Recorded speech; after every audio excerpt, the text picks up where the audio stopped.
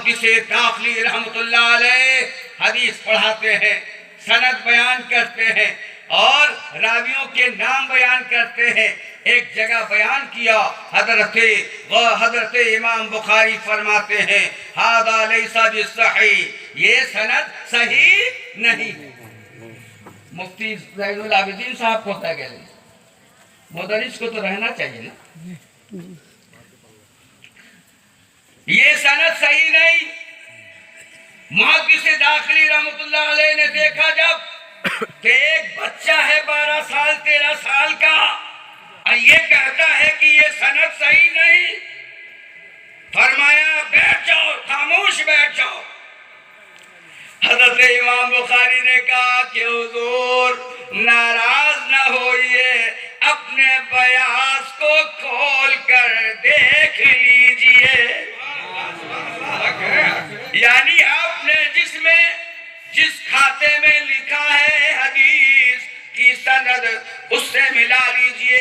محلی فرماتے ہیں کہ میں نے اپنے بیاض یعنی اپنے کھاتے میں دیکھا تو جو یقیناً میں غلط پڑھ رہا تھا، پھر میں نے اس کھاتے کو بند کر لیا اور آزمانے کے لیے کہا اے بچہ کھڑا ہو جا، اب بتا تو کہ یہ روایت کیسے ہے، اس کی سند کس طرح ہے؟ تو حضرت امام بخاری فرماتے ہیں فلاں ابن فلاں ان فلاں ابن فلاں۔ امام محلی فرماتے ہیں بے شک اے لڑکے تو نے سچ کہا، مجھ سے غلطی ہو گئی تھی۔ سبحان اللہ سبحان اللہ۔ اب اس کے بعد امام بخاری رحمت اللہ علیہ کا مرتبہ بڑھا، اب پرچار ہونا شروع ہوا۔ شارٹ میں یہ بولوں کہ نیشاپور سے دعوت آئی، نیشاپور سے دعوت آئی کہ حضور چلے آئے ہمارے یہاں، کیوں کہ ختم بخاری نہیں بلکہ بخاری کی تلاوت ہوگی۔ کہو سبحان اللہ۔ بدقسمتی سے ہم نے بخاری کی تلاوت کو بھی نظر انداز کیا، اپنے غرور میں چور رہے، ہم اپنے غرور میں چور ہو گئے اور سارے اسلاف کے طریقے کو بھلا دیا۔ تو بخاری سننے کے لیے، حدیث سننے کے لیے، آج یہ لوگ حدیث سننے کے لیے بیٹھ نہیں سکتے۔ انہاں کے دور کا راچے چٹکلا এই বক্তা ভালো না, এর সুর ভালো না। আরে সুর নিয়ে কি করবি? সুর নিয়ে জান্নাতে যাবা कि हदीस लिए जन्नत में जाओ? हदीस लेके जन्नत में जाओगे, सूर से कुछ नहीं होगा। नबी अकरम के जमाने में सूर नहीं था। हुजूर अपनी बातें और कुरान रब की बातें बयान करते थे, सहाबा इकराम रसूलुल्लाह की बातें बयान करते थे, अबू बकर रसूलुल्लाह की बात बयान करते थे, उमर हजरत रसूलुल्लाह की बातें बयान करते थे, अशरे मुबशरात के सहाबा रसूलुल्लाह के किरदार, अफआल, अक़वाल, तारीख बयान करते थे। सुभान अल्लाह।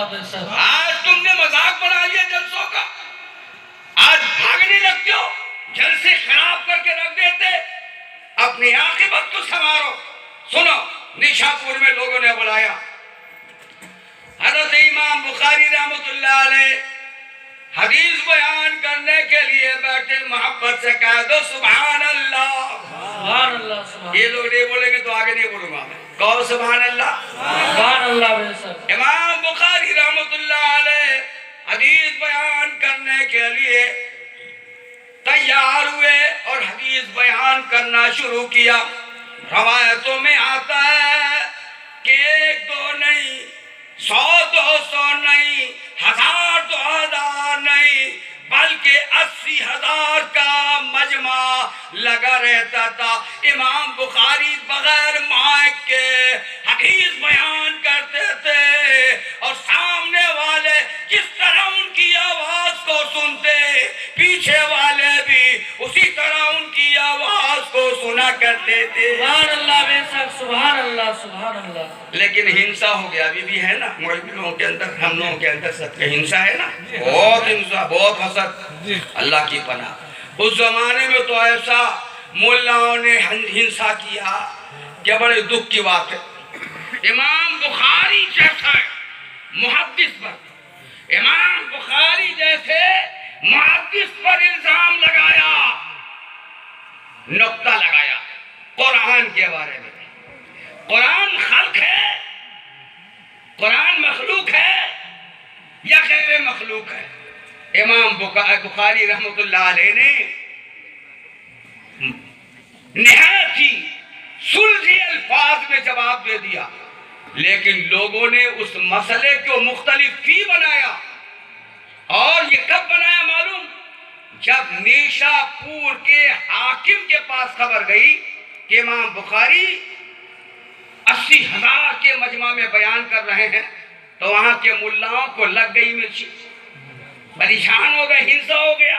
اب کیا ہوگا؟ اب تو امام بخاری کا چلے گا نا. بھائی اگر پیر صاحب کا حقیقت میں پیر صاحب کہہ دو گے تو تم سوچتے ہو کہ نہیں بھائی پیر صاحب کو پیر صاحب بولیں گے تو اس کی عزت بڑھ جائے گی. ارے بھائی پیر صاحب ہے تو پیر صاحب رہے گا. بولو غلط بول رہے ہیں. مفتی صاحب ہے تو مفتی صاحب ہی رہے گا. تیرے نہ کہنے سے گھٹے گا نہیں، تیرے کہنے سے بڑھے گا نہیں، ہے کہ نہیں؟ تو مطلب یہ ہے کہ امام بخاری رحمت اللہ تعالی علیہ پر ایسا ہنسا ہوا کہ حاکم وقت نے خبر بھیجی کہ امام بخاری آپ ہمارے بچوں کو ہمارے گھر میں پڑھائیے. حدیث ہے. امام بخاری کتنے خوددار تھے. اس زمانے میں غریبی تھی.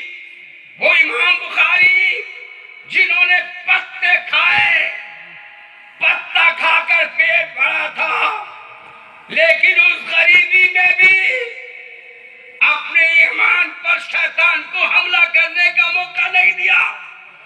فرمایا حدیث ہے کسی خاص امرا اور حکمہ کے دربار میں نہیں سنائی جاتی ہے، حدیثیں تو مجمع عام میں سنائی جاتی ہے.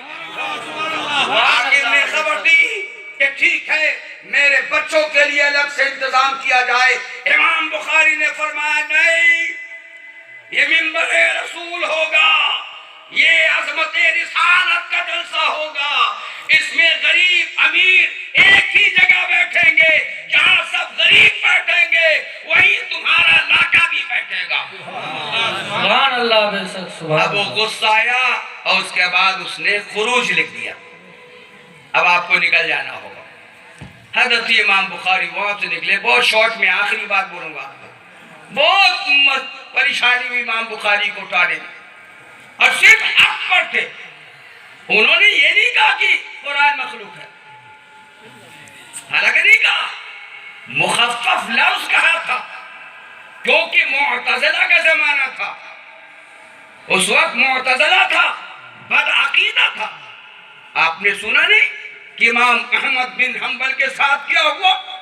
وہ جو اپنے آپ کو کلمہ گو کہتے تھے، مسلمان کہتے تھے، ایسی خلق قرآن کے سلسلے میں امام احمد بن حنبل کو جیل دیا گیا اور جیل سے نکال کر 80 کوڑے مارے گئے. وہ امام احمد بن حنبل جن کی ماں نے قالین سلائی کر کے توڑے پیسے دکان کو اجارہ پہ دے کے اس کمائی سے خود نہ کھا کر اپنے بیٹے کو پڑھایا تھا. سبحان اللہ بے شک. ماں کہتی تھی میرا بیٹا تو بڑا عالم بن جاؤ، یہی میری زندگی کا اصل مقصد ہے. اے کاش کہ آج بھی کوئی ماں اپنے بیٹے کے لیے یہ تمنا پیدا کرے کہ میرا بیٹا بھی امام احمد بن حنبل کا نائب بن جائے. سبحان اللہ بے شک سبحان اللہ. اخیر بات سنو. امام بخاری کی عمر ہوتی گئی اور اپنے گاؤں تک پہنچنے میں بڑا مشکل ہوا. اپنا گھر تو چھوڑ دیا تھا انہوں نے، بغداد شہر گیلان چھوڑ دیا تھا، بغداد کے علاقوں میں تھے. لیکن آخری وقت میں بڑھاپے میں بھی ایسا ہوا کہ کہیں بلایا جاتا تھا کہ آپ بخاری شریف کے لیے تشریف لائیے، حدیث سنائیے، آپ کے لیے کتاب سنیں گے ہم. پھر اس کے بعد خبر ہو جاتی تھی یہاں اختلاف ہو گیا، اختلاف ہنسا ہو گیا.